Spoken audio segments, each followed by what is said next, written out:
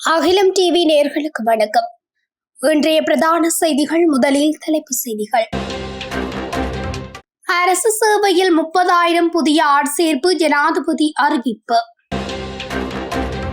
தென்னிலங்கையில் மர்மமான முறையில் கொலை செய்யப்பட்ட பெண்.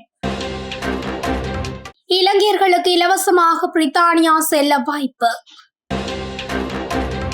ஆண்டுக்கு 12,000 பேர் மரணம், வெளியான அதிர்ச்சி தகவல்.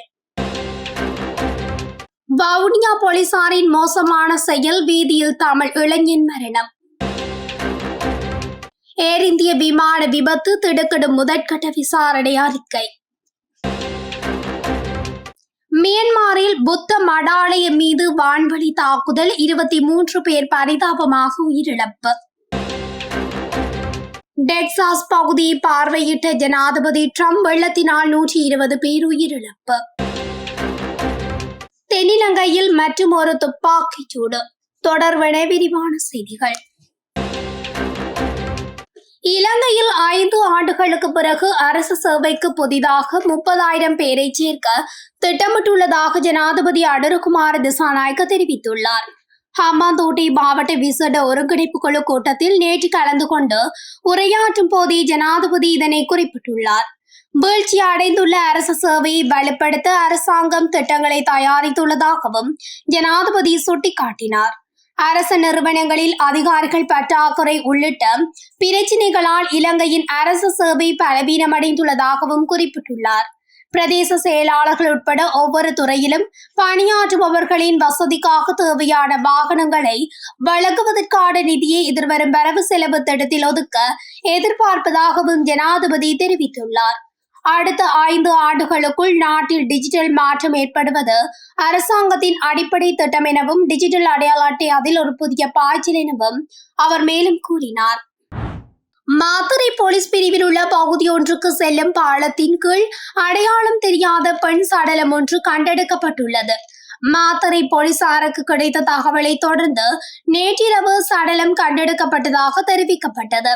கண்டெடுக்கப்பட்ட சடலம் 40 முதல் 45 வயதுக்குட்பட்ட ஒரு பெண்ணின் சடலம் என்றும் அவரது அடையாளம் இன்னும் உறுதிப்படுத்தப்படவில்லை என்றும் தெரிவிக்கப்பட்டுள்ளது. அவர் சுமார் 5 அடி உயரம் கொண்டவர் என்றும் கருப்பு மற்றும் மஞ்சள் நிற ஆடை அணிந்திருந்ததாகவும் போலீசார் தெரிவித்தனர். இந்த விடயம் குறித்து மாத்தறை போலீசார் மேலதிக விசாரணைகளை மேற்கொண்டு வருகின்றனர். பிரித்தானியாவின் செவனிங் உதவித்தொகை திட்டத்திற்கான விண்ணப்பங்களை ஏற்றுக்கொள்வதாக இலங்கையில் உள்ள பிரித்தானிய உயர்ஸ்தானிகர் ஆலயம் அறிவித்துள்ளது. செவனிங் என்பது பிரித்தானிய அரசாங்கத்தால் வழங்கப்படும் ஒரு நிதி உதவியாகும். இது சர்வதேச மாணவர்களுக்கு முதுகலை படிப்பிற்காக வழங்கப்படுகிறது. இந்த உதவித்தொகை பிரித்தானியாவில் ஒரு வருட முதுகலை படிப்பை மேற்கொள்ள விரும்புவோருக்கு நிதியுதவி செய்கிறது. ஒரு அறிக்கையை வெளியிட்டு உதவித்தொகை திட்டத்தில் ஆர்வமுள்ள மாணவர்களை விண்ணப்பிக்குமாறு உயர்ஸ்தானிகர் ஆலயம் நினைவூட்டியுள்ளது. பேஸ்புக்கில் ஒரு பதிவில் ஆகஸ்ட் மாதம் 5ஆம் தேதி முதல் அக்டோபர் மாதம் 7ஆம் தேதி வரை விண்ணப்பங்கள் ஏற்றுக்கொள்ளப்படும் என்று பிரித்தானிய உயர்ஸ்தானிகர் ஆலயம் அறிவித்துள்ளது. மேலும் விவரங்களுக்கு இணையத்தை பார்வையிடுமாறு அறிவிக்கப்பட்டுள்ளது. எந்த ஒரு பிரித்தானிய பல்கலைக்கழகத்திலும் எந்த ஒரு முதுகலை படிப்பையும் மேற்கொள்ள செவனிங் உதவித்தொகை திட்டம் முழு உதவியுடன் கூடிய உதவித்தொகைகளை வழங்குகிறது. நாட்டில் வருடம் ஒன்றுக்கு சுமார் 12,000 பேர் விபத்துகளினால் உயிரிழப்பதாக மீண்டும் ஒருமுறை நினைவூட்டப்பட்டுள்ளது. சுகாதார அமைச்சின் தொற்றா நோய் பிரிவின் விபத்து தடுப்பு மற்றும் முகாமைத்துவ பிரிவின் தலைவர் வைத்திய சமித ஸ்ரீதுங்க இதனை தெரிவித்துள்ளார். விபத்துக்களை குறைக்கும் நோக்கில் தேசிய விபத்து தடுப்பு வாரம் கடந்த 7ஆம் தேதியிலிருந்து நேற்று வரை முன்னெடுக்கப்பட்டிருந்தது. இது தொடர்பாக சுகாதார அமைச்சில் நடைபெற்ற செய்தியாளர் சந்திப்பில் வைத்து கொண்டு கருத்துரைக்கும் போதே அவர் குறித்த தகவலை வெளியிட்டுள்ளார். வவுனியா கூமாங்குளம் பகுதியில் மோட்டார் சைக்கிளில் பயணித்த குடும்பஸ்தர் ஒருவரை போலீசார் தடுத்து நிறுத்த முயன்ற போது அவர் உயிரிழந்துள்ளார். இதனால் இன்றும் அப்பகுதியில் பதற்ற சூழ்நிலை ஒன்று உருவாகியுள்ளது. வவுனியா கூமாங்குளம் மதுபான விற்பனை நிலையம் அமைந்துள்ள வீதியில் 2 மோட்டார் சைக்கிள்களில் போலீசார் வந்தனர்.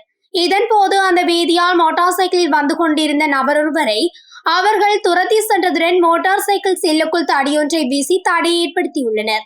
இதனால் தடுமாறி கீழே விழுந்த மேற்படி நபர் சம்பவ இடத்திலே உயிரிழந்தார்.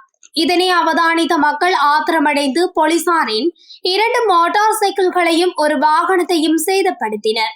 போலீசாரின் இந்த செயலுக்கு நீதி கிடைக்க வேண்டும் என மக்கள் தெரிவித்ததுடன் போலீஸ் உத்தியோகத்தர் ஒருவரை நீண்ட நேரமாக சிறைப்பிடித்து வைத்தனர்.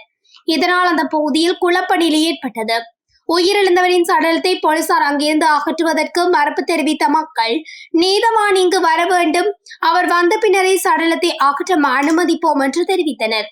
இதனால் போலீசாருக்கும் மக்களுக்கும் இடையில் கடும் வாக்குவாதம் இடம்பெற்றது. இந்நிலையில் வவுனியா சிரேஷ்ட போலீஸ் அத்தியட்சகர் சம்பவ இடத்துக்கு வருகை தந்து இந்த மரணத்தை கொலை வழக்காக பதிவு செய்து அதனுடன் தொடர்புடைய சந்தேகங்களை விசாரிப்பதாக தெரிவித்தவுடன் சடலத்தை அகற்றுவதற்கு ஒத்துழைப்பு வழங்குமாறு அங்கு நின்ற மக்களிடம் கேட்டுக் கொண்டுள்ளார்.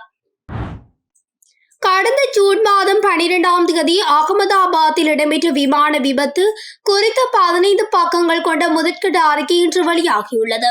அதன்படி விபத்துக்குள்ளான ஏர் இந்தியா விமானத்தின் கருப்பு பட்டியலிருந்து மீட்கப்பட்ட உரையாடல்களை வைத்து விசாரணை பணியகம் ஒரு அறிக்கையை தயார் செய்து வெளியிட்டுள்ளது. விமானம் புறப்பட்ட 32 நொடிகளில் 2 இயந்திரங்களும் திடீரென பழுதானதே விபத்திற்கு காரணம். விமானத்தின் இயந்திரங்களுக்கான எரிபொருள் விநியோகம் தடைப்பட்டதாக தெரிய வந்துள்ளது. இதனால் விமானம் மேலெழும்ப முடியாமல் விழுந்து நொறுக்கியுள்ளது. இதற்கிடையே அறிக்கையில் விமானம் புறப்பட்ட சில நொடிகளிலேயே 2 விமானிகள் பேசிக்கொண்ட தகவல்கள் வெளியாகியுள்ளன. அதன்படி ஒரு விமானி மற்றொரு விமானியிடம் எரிபொருள் செல்லும் வால்வை ஏன் அடைத்தீர்கள் என கேட்டுள்ளார். அதற்கு தான் அடைக்கவில்லை என மற்றொரு விமானி பதிலளித்திருப்பதும் விசாரணை அறிக்கையில் வெளியாகியுள்ளது. முதற்கட்ட அறிக்கை வெளியான நிலையில் விசாரணை தொடரும் எனவும் முழுமையான அறிக்கை வெளிவர இன்னும் 6 மாதங்கள் ஆகும் என்றும் விமான விபத்து குறித்த புலனாய்வு அமைப்பு தெரிவித்துள்ளது. மியான்மர் நாட்டின் மத்திய மாகாணத்தில் அமைந்திருந்த புத்த மடாலயத்தின் மீது நடத்தப்பட்ட வான்வழி தாக்குதலில் அங்கு தஞ்சமடைந்திருந்த மக்களில் 23 பேர் கொல்லப்பட்டதாக சர்வதேச ஊடகங்கள் செய்தி வெளியிட்டுள்ளன. சஹாஜிங் மாகாணத்தில் உள்நாட்டு கிளர்ச்சி படைக்கும் மியான்மர் ராணுவத்துக்கும் இடையில் கடந்த சில வாரங்களாக மோதல்கள் அதிகரித்துள்ளதாக கூறப்படுகிறது. இந்த நிலையில் அம்மாகாணத்தில் லின் தாலு கிராமத்தில் அமைந்திருந்த புத்த மடாலயத்தின் மீது நேற்று நள்ளிரவு போர் விமானங்கள் குண்டுகளை வீசி தாக்குதல் நடத்தியதாக தெரிவிக்கப்படுகிறது. இதில் 4 குழந்தைகள் உட்பட 23 பேர் கொல்லப்பட்டதாக உள்நாட்டு கிளர்ச்சி படை இன்று தெரிவித்துள்ளது.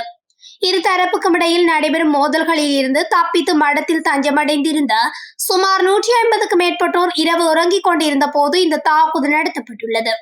30க்கும் அதிகமானோர் படுகாயமடைந்ததாகவும் அதில் 10 பேரது உடல் நிலையானது தொடர்ந்து கவலைக்கிடமாக உள்ளதாகவும் கூறப்படுகிறது. எனினும் கிளர்ச்சி படைகளை மட்டுமே குறிவைத்து தங்களது தாக்குதல்களை மேற்கொண்டு வருவதாக கூறும் மியான்மர் ராணுவம் தான் இந்த தாக்குதலை நடத்தியுள்ளதாக குற்றம் சாட்டப்படுகிறது. வெள்ளத்தால் பாதிக்கப்பட்ட மத்திய டெக்சாஸ் பகுதியை ஜனாதிபதி டிரம்ப் மற்றும் முதல் பெண்மணி மெலனியா டிரம்ப் ஆகியோர் பார்வையிட்டனர். அமெரிக்காவின் டெக்சாஸ் மாகாணத்தில் உள்ள கெர்கவுண்டியில் பெய்த கனமழையால் பெரும் சேதம் ஏற்பட்டுள்ளது. குவாடலூப் ஆற்றில் வெள்ளப்பெருக்கு ஏற்பட்டதனால் உயிரிழப்புகள் அதிகரித்து வருகிறது. இன்னமும் பலரை காணாததால் அவர்களை தேடும் பணி நடந்து வருகிறது. இதுவரை வெள்ளத்தினால் 120 பேர் உயிரிழந்துள்ளனர். மேலும் 161 பேர் காணவில்லை. உயிரிழப்பு எதிரொலியாக இதை பேரிடராக ஜனாதிபதி டிரம்ப் அறிவித்துள்ளார். கொஸ்கட பகுதியில் துப்பாக்கிச் சூட்டு சம்பவம் ஒன்று இடம்பெற்றுள்ளது. இந்த துப்பாக்கிச் சூட்டில் ஒருவர் காயமடைந்து மருத்துவமனையில் அனுமதிக்கப்பட்டுள்ளதாக தெரிவிக்கப்படுகிறது. உந்தூர்லியில் வந்த இருவரால் இந்த துப்பாக்கிச் சூடு நடத்தப்பட்டுள்ளதாக தெரிய வந்துள்ளது. கொஸ்கட பகுதியில் இடம்பெற்ற துப்பாக்கிச் சூட்டில் காயமடைந்த நபர் பலப்படிய மருத்துவமனையில் சிகிச்சை பெற்று வருவதாக தெரிவிக்கப்படுகிறது. காயமடைந்த நபர் கொஸ்கட பகுதியைச் சேர்ந்த 24 வயதுடைய முச்சக்கரவடி சாரதி என தெரிவிக்கப்படுகிறது.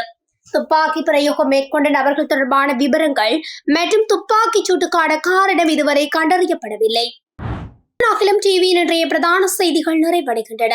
தொடர்ச்சியாக செய்திகளை அறிந்து கொள்ள அகிலம் டிவி ஊடகத்துடன் இணைந்திருங்கள். நன்றி, வணக்கம்.